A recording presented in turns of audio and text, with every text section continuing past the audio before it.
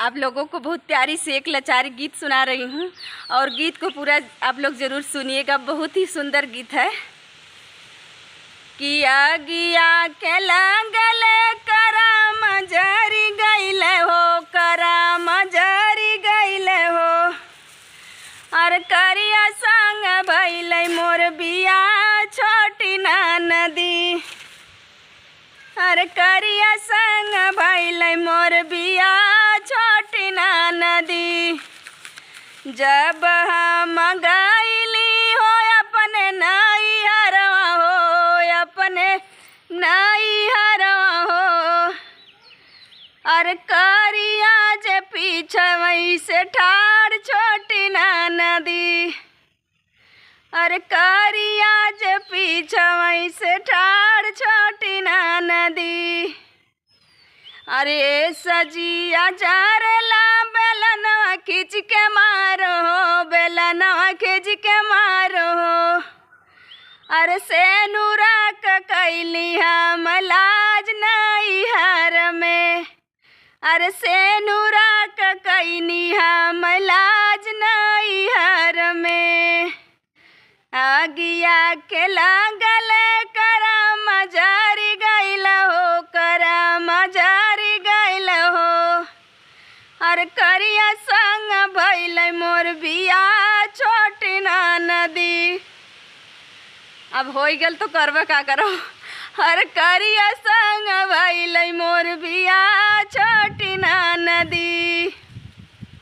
और जब हम गईनी हो पानिया भरन को, पानिया भरन को।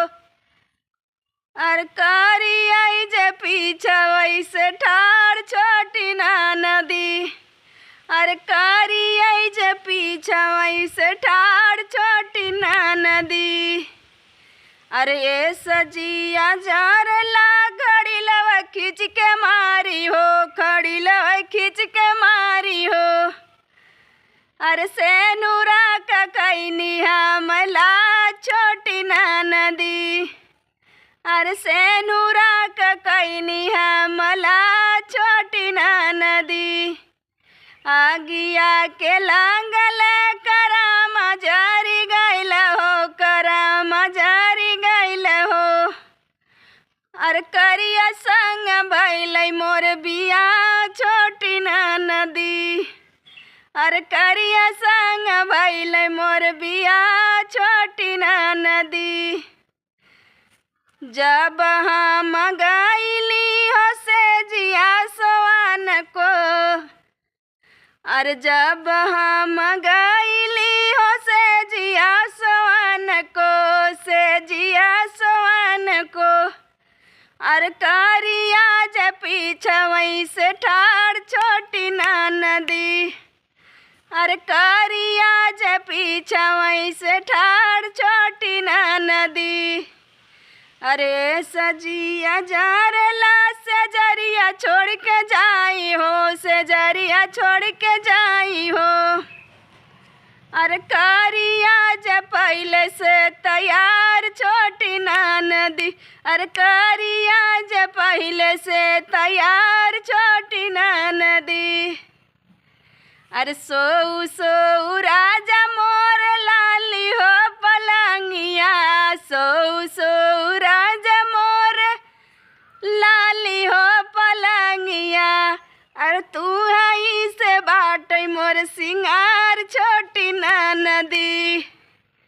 और सोऊ सोऊ मोर राजा लाली हो पलंगिया, लाली हो पलंगिया। अरे तू हई से बाट मोर सिंगार छोटी नदी। अरे मानी गईनी बातिया तुहार छोटी नदी।